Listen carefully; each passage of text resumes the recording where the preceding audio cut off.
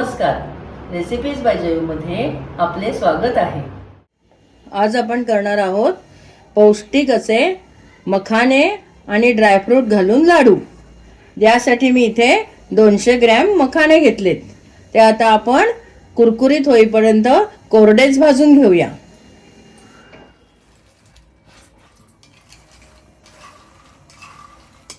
आपण जे 200 ग्रॅम मखाने घेतले त्यातले अर्धे मी मखाने आता कढईत भाजायला घेतले होते। ते एवढे मखाने मंद गॅसवर भाजायला, एकदा कढई तापल्यावर मंद गॅसवर भाजायला मला 5 मिनिटं लागली। हे बघा, असे छान कुरकुरीत होतात। असे कुरकुरीत होईपर्यंत आपल्याला भाजायचे, कारण आपल्याला हे मिक्सर मधून काढून घ्यायचेत। आता मी दुसरे राहिलेले अर्धे मखाने भाजायला घेते। आपल्याला जे ड्रायफ्रुट्स लागणार आहेत ते घेतलेत। इथे माझी वाटी साधारण 200 ग्रॅमची आहे, म्हणजे 200 ग्रॅम तांदूळ मावतात ती वाटी। तर त्या वाटीनी मी इथे 1 वाटी बदाम घेतलेत, अर्धी वाटी पिस्ते घेतलेत, अर्धी वाटी काजू घेतलेत आणि साधारण 1.5 वाटी सुक्या खोबऱ्याचा किस घेतलाय। सुक्या खोबऱ्याचा किस मात्र आपण वजनाने बघितलं तर अंदाजे 75 ग्रॅम आहे। आणि तसंच इथे बेदाणे घेतलेत, हेही मी अर्धी वाटी घेतलेत, म्हणजे अंदाजे 75 ग्रॅम बेदाणे। एकदा कढई साधारण तापल्यावर अतिशय मंद गॅसवर आपल्याला बेदाणे सोडून बाकीचे ड्रायफ्रुट्स भाजून घेऊया। या ड्रायफ्रूट शिवाय आपल्याला इथे साधारणपणे पाव वाटी खसखस लागेल। ज्या वाटीने मी बाकीचं सगळं घेतलंय, 1 वाटी बदाम वगैरे, त्याच वाटीने पाव वाटी खसखस। हे बघा, मंद गॅसवर अगदी 2 मिनिटात आपले बदाम भाजून झाले।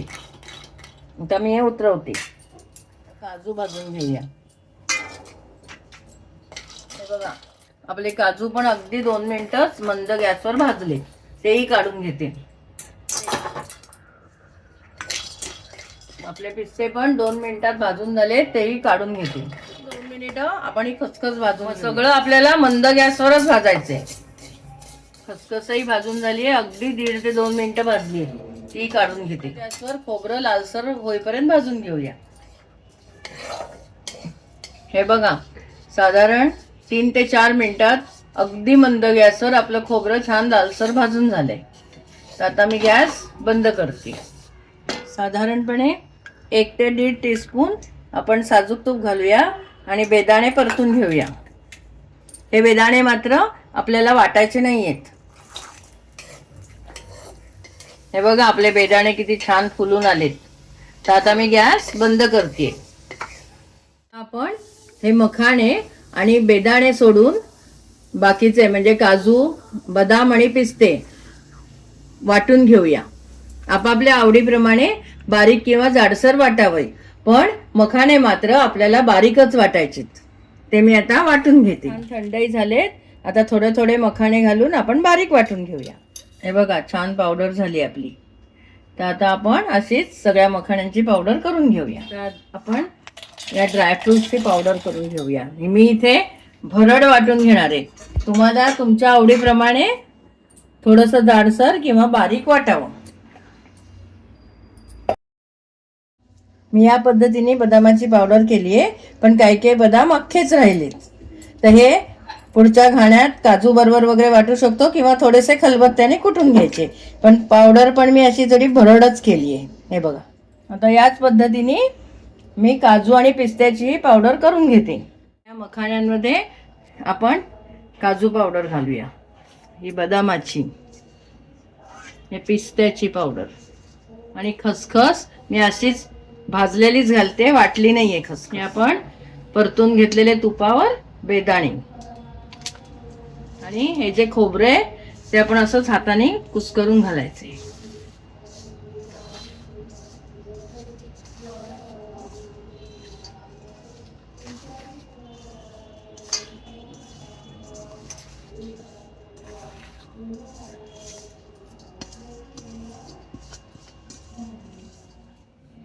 एक टीस्पून वेलची पूड घालते, ही अंदाजे 15 वेलदोड्यांची पूड आहे। आता हे सगळं आपण एकत्र कालवून घेऊया।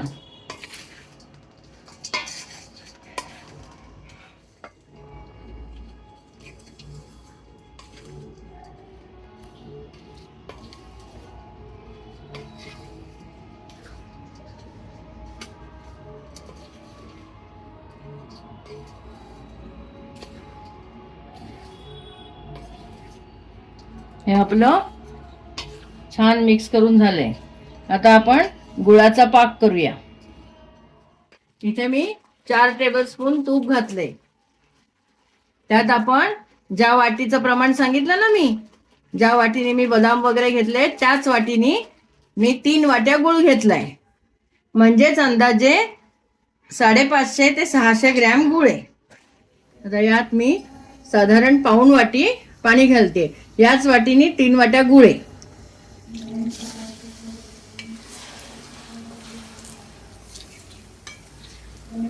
सध्या मी गॅस मोठाच ठेवलाय. आपल्याला हा गुळ संपूर्ण विरघळून एक खळखळ उकळी आली की गॅस बंद करायचा आहे. हे बघा, गुळ ठेवल्यापासून 2 मिनिटातच उकळी आली आहे, पण अजून गुळाचे खडे विरघळले नाहीयेत. तर हा पाक आपण असाच उकळत ठेवायचा आहे आणि संपूर्ण गुळ विरघळला की लगेच आपण गॅस बंद करूया. हे बघा, साधारणपणे पुढे 1 मिनिट पाक उकळल्यावर आपला गुळ छान विरघळलाय. आणि काही जण मला विचारतात की याची तार कुठली करायची. तर तार वगैरे काही नको असते आपल्याला. या प्रमाणाने आपण पाक केला की तो छानच होतो. पण तरीही आपल्याला अंदाजासाठी सांगते की असा बोटाला चिकट लागणारा साधारणपणे 1 तारीच्या अलीकडचाच पाक केलाय हा.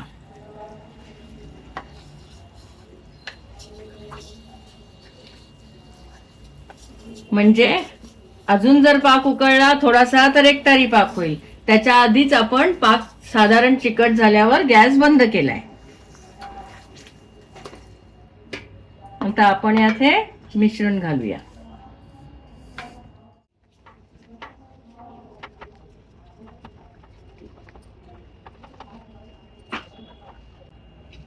आपला गॅस बंद आहे.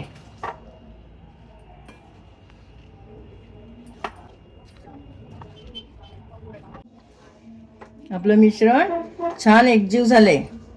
पण हे मिश्रण फार गरम आहे, तर थोडंसं वळण्या इतपत थंड झालं की आपण याचे लाडू वळूया.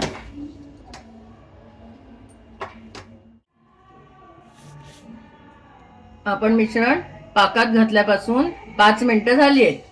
तर आता मी हाताला तूप लावून घेतलंय आणि याचे लाडू वळूया. आता हे वळण्या इतपत व्यवस्थित गरम आहे. तुम्हाला हव्या त्या आकाराचे तुम्ही लाडू वळू शकता.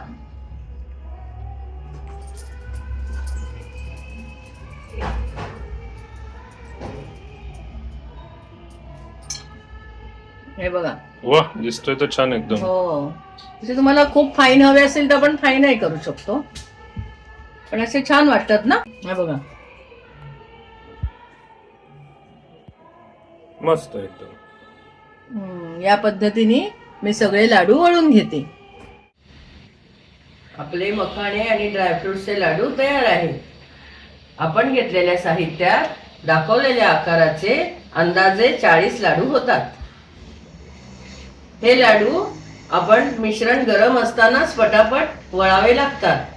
जर चुकून मिश्रण थोडंसं उरलं आणि थंड झालं, लाडू वळता येत नसतील, तर अगदी किंचित काही सेकंदासाठी ते गरम करून घ्यावेत आणि पटापट लाडू वळावेत.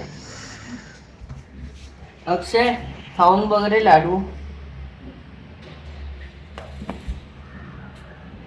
घे. वा, एकदम टेस्टी लागतात लाडू. हो ना, एकदम स्वादिष्ट झालेत. मस्तच. आणि गोडही एकदम परफेक्ट झालेत. या पद्धतीने नक्की करून बघा, अभिप्राय कळवा आणि चॅनल सबस्क्राईब करायला विसरू नका.